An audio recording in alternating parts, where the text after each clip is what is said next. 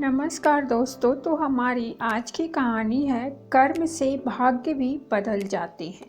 जब भगवान श्री कृष्ण ने सुदामा जी को तीनों लोकों का स्वामी बना दिया तो सुदामा जी की संपत्ति देखकर यमराज से रहा न गया और यम भगवान को नियम कानूनों का पाठ पढ़ाने के लिए अपने बही खाते लेकर द्वारिका पहुंच गए और भगवान से कहने लगे कि अपराध क्षमा करें भगवान, लेकिन सत्य तो ये है कि यमपुरी में शायद अब मेरी कोई आवश्यकता नहीं रह गई है, इसीलिए मैं पृथ्वी लोक के प्राणियों के कर्म का बही खाता आपको सौंपने आया हूँ। और इस प्रकार यमराज ने सारे बही खाते भगवान के सामने रख दिए। भगवान मुस्कुराए और बोले, यमराज जी, आखिर ऐसी क्या बात है जो इतना चिंतित लग रहे हो।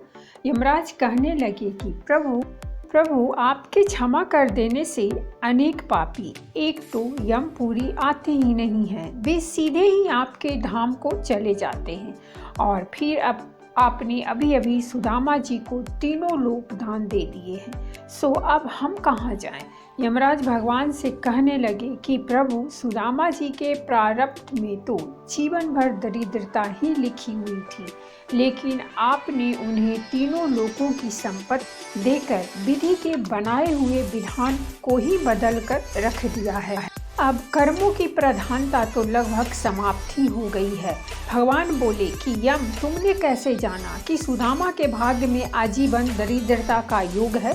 यमराज ने अपना बही खाता खोला तो सुदामा जी के भाग्य वाले स्थान पर देखा तो चकित रह गए। देखते हैं कि जहाँ श्री क्षय संपत्ति का क्षय लिखा हुआ था, वहाँ स्वयं भगवान श्री कृष्ण ने उन्हीं अक्षरों को उलटकर उनके स्थान पर यक्षश्री लिख दिया, अर्थात कुबेर की संपत्ति। भगवान बोले कि यमराज जी, शायद आपकी जानकारी पूरी नहीं है। क्या आप जानते हैं कि सुदामा ने मुझे अपना सर्वस्व अर्पण कर दिया था, तो मैंने सुदामा के केवल उसी उपकार का प्रतिफल उसे दिया है। यमराज बोले कि भगवान, ऐसी कौन सी संपत्ति सुदामा ने आपको अर्पण कर दी, उसके पास तो कुछ भी नहीं। भगवान बोले कि सुदामा ने अपनी कुल पूंजी के रूप में बड़े ही प्रेम से मुझे चावल अर्पण किए थे, जो मैंने और देवी लक्ष्मी ने बड़े प्रेम से खाए थे। और जो मुझे प्रेम से कुछ खिलाता है, उसे संपूर्ण विश्व को भोजन कराने जितना पुण्य प्राप्त होता है। बस उसी का प्रतिफल सुदामा को मैंने दिया है।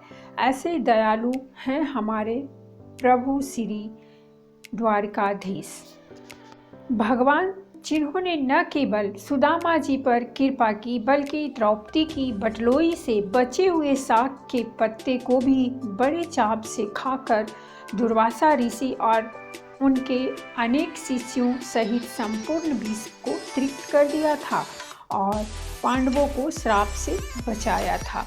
तो दोस्तों, अगर कहानी पसंद आई हो तो वीडियो को लाइक और चैनल को सब्सक्राइब जरूर करें।